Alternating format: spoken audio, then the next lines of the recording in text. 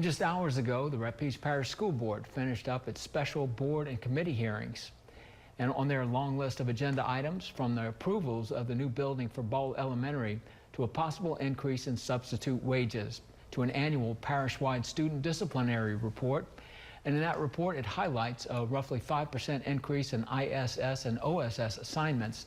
It also highlights that a total of 393 students were expelled to RAPS, or the Rapides Alternative Positive Program for Students.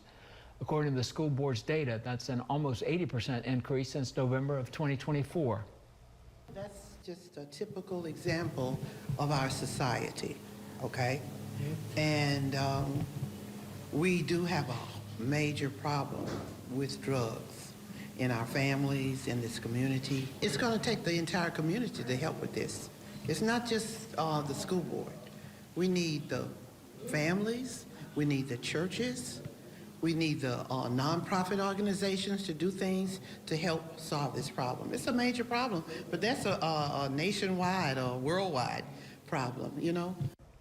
Out of the 393 expelled students, 132 of them had the possession of or controlled or dangerous substance as the main reason for the expulsion. That's nearly double from November of 2024. But RPSB's Superintendent Jeff Powell says it's not a major cause of concern. You know, when you talk about 132 students expelled to RAPS for use of controlled dangerous substance, that's less than or right at 0.5% of our total student population of 21,000 students. And so 132 out of the 21,000 does represent an issue that we have to constantly look at. The majority of those are from vaping, vapes that consist of some version of THC. You know, every statistic is meaningful, and you know, we use those numbers to guide the work that we do in terms of making sure that we're addressing the needs that our students have, but also understanding that behind every number there's a child that needs some help.